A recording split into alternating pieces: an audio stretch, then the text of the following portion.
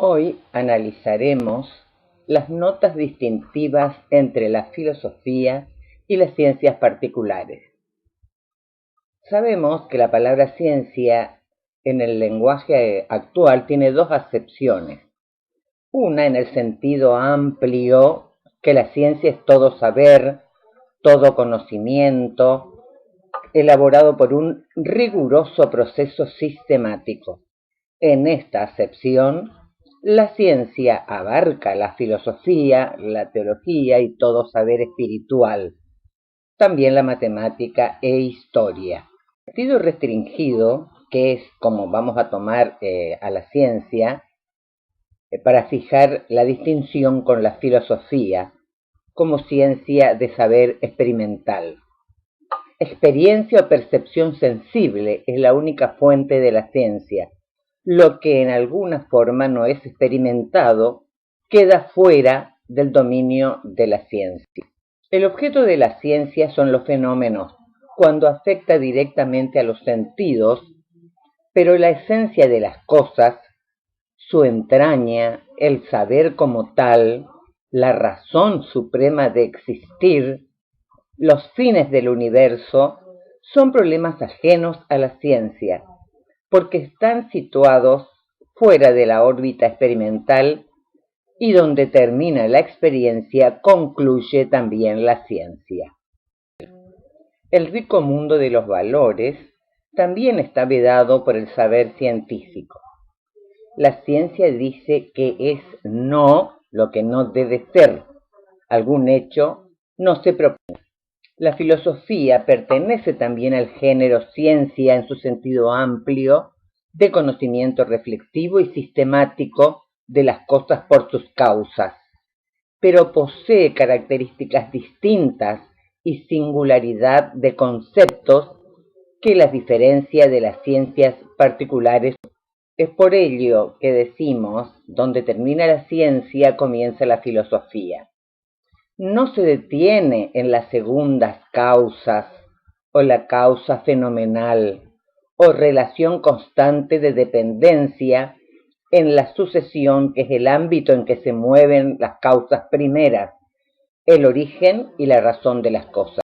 Vamos a recordar lo que decía Aristóteles al definir a la filosofía: la ciencia de los primeros principios y de las primeras causas. O Santo Tomás de Aquino, como la ciencia de las cosas por las causas primeras. O como Bacon, de la filosofía se extrae todo juego para ser distribuidos a todas las artes y profesiones. Ella es un saber sin supuestos. El filósofo, decía él, avanza hasta el origen de las cosas y no acepta previamente conocimientos supuestos. Es por ello que clasificamos al saber la ciencia de matemáticas, físico-química, biología, ciencia del espíritu. Asimismo, clasificamos a la matemática como pura y aplicada. La pura, analizamos aritmética, geografía, álgebra, cálculo integral y diferenciado. Mientras que la matemática aplicada es la que conocemos como la mecánica, la astronomía, la física matemática y el cálculo de probabilidades. O como la física química, que tenemos la físico-química propiamente dicha, la geología, la geografía, las ciencias de la física, la microbiología. Y en la biología, la paleontología, la botánica, la zoología, la anatomía sistemática, la embriología y la etnografía. Y entre las ciencias del espíritu tenemos las disciplinas filosóficas: historia, geografía política, cronología, arqueología, filología, economía política, derecho, política y derecho de la gente. A las ciencias matemáticas de la naturaleza y de la cultura. La ciencia matemática puede definirse como la ciencia de la medida de las magnitudes, o simplemente la ciencia de la cantidad. En todo objeto material se distingue la cantidad y la calidad. La cantidad es continua o discontinua. ¿Cuándo es discontinua? Cuando no puede crecer o decrecer sino por grados determinados, de modo que pasa de un valor al siguiente por un saldo brusco. La matemática estudia nociones ideales, expresa leyes, no de lo real, sino de lo posible. Y hay un empleo de un método ya, que es el método deductivo. El método deductivo es un método científico que considera que la conclusión está implícita en las premisas. Por lo tanto, supone que las conclusiones siguen necesariamente a las premisas. Si el razonamiento deductivo es válido y las premisas son verdaderas, la conclusión solo puede ser verdadera. Va de lo general a lo particular. A modo de ejemplo, podríamos decir: dos cosas iguales a una tercera son iguales entre sí. Primitivamente, bajo el nombre de ciencias de la naturaleza, se entendía a la ciencia de todos los objetos que la naturaleza exterior presenta para nuestro estudio. En la actualidad, prevalece la costumbre de reservar este nombre para las ciencias que estudian los cuerpos brutos e inorgánicos, es decir, para las ciencias físico-químicas, y para aquellas que estudian la vida en los seres orgánicos o ciencias biológicas.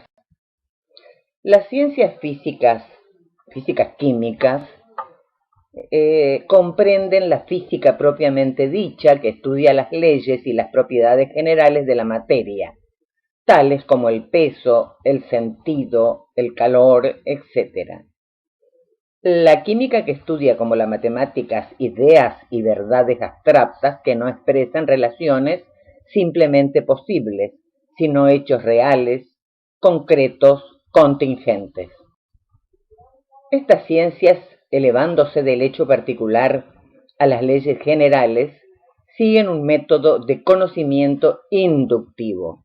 El que acabamos de explicar fue el método deductivo, mientras que el conocimiento inductivo o inductivismo también es un método científico que tiene conclusiones generales a partir de premisas particulares. El razonamiento inductivo tiene dos formas: la inducción por analogía o la inducción por causa y efecto. La inducción por analogía podemos explicarla con este ejemplo. A Julio, a Juan y a mí nos gustan la música, la pintura y la escultura. A mí me gusta también la literatura. Luego, a Julio y a Juan debe gustarles también la literatura. Otro ejemplo ahora por la relación causa y efecto. Una vez mi esposa se asustó mucho a causa de una tormenta igual a la de esta noche. Mejor me voy a casa porque debe estar muy asustada.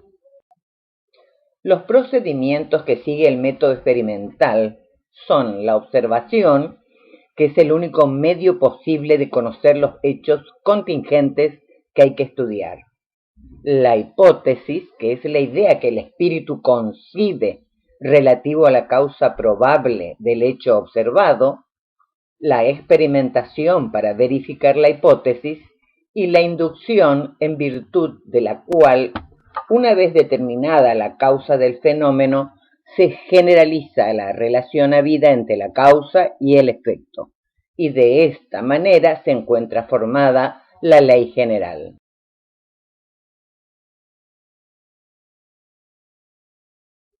En cuanto a las ciencias biológicas, su objeto es la materia viviente, su estructura y su composición, con las reacciones de todas clases que se producen en ella, con las leyes de sus desarrollos, la naturaleza y función de los diversos órganos. Su dominio se limita a la descripción del ser viviente y a la investigación de los fenómenos vitales y de sus leyes. Y por fin, las ciencias del espíritu o ciencias de la cultura, también llamadas ciencias morales, pueden ser divididas en dos grupos. Las que estudian al hombre real tal como es, son puramente teóricas y descriptivas. Su objeto es comprobar los hechos a fin de determinar sus leyes reales. La historia, ciencia de los acontecimientos pasados y las causas que lo determinan. Y la sociología o ciencia social, que estudia la estructura general de las sociedades humanas. Y también estudia al hombre ideal, tal como debería ser. Estas son ciencias prácticas y normativas, que estudian al hombre tal como debe ser para indicarles lo que debe hacer. A este segundo grupo pertenecen la moral propiamente dicha o ciencia del bien, la lógica o ciencia de la verdad y la estética o ciencia de lo bello. También corresponden a este grupo las ciencias políticas, que tratan de determinar ya sea leyes generales de cada sociedad. Es por ello que al ser tan diversas las ciencias, no se estudian con un mismo método. Las ciencias de este segundo grupo que estuvimos viendo emplean el método racional y deductivo, mientras que el primero, siendo la ciencia de los hechos concretos y de leyes reales, ponen en práctica el método inductivo. También veremos las disciplinas filosóficas, como la ontología. Onto significa ser, estudia el ente, estudia el ser. La nociología, noceo significa conocimiento, por lo tanto nociología es la ciencia del conocimiento, y la axiología, que es la teoría de los valores morales. Axio significa valores, por eso la axiología se define como la teoría de los valores morales. En este gráfico vemos las ciencias o las disciplinas filosóficas. La axiología estudia el mundo de los valores, donde está la ética y la estética. La estética nos marca lo bello y lo feo. La axiología, lo bueno y lo malo en la parte ética. Y la ontología, que estudia el ser, como dijimos, va a tener como disciplina la cosmología. Y la nociología, que es la ciencia del conocimiento, va a tener la lógica y la epistemología. La filosofía ofrece a las ciencias todos sus presupuestos totalmente fundamentales. La filosofía completa y une a las ciencias particulares. ¿Por qué? ¿Por qué las completa? Porque explica, propone aquello que de ninguna forma es explicado por las ciencias particulares. Y a su vez las une porque ofrece a las ciencias particulares alguna concepción armónica sin lo cual los distintos conocimientos del mundo, de la creación, vendrían a resultar solamente un simple conglomerado. La filosofía misma no debe ser tenida como tan independiente de las ciencias. Si bien no puede recibir mucha ayuda de las experiencias científicas mismas, la naturaleza de las cosas son determinadas por las propiedades y modos constantes de obrar de ellas, todo lo cual es propio de la ciencia.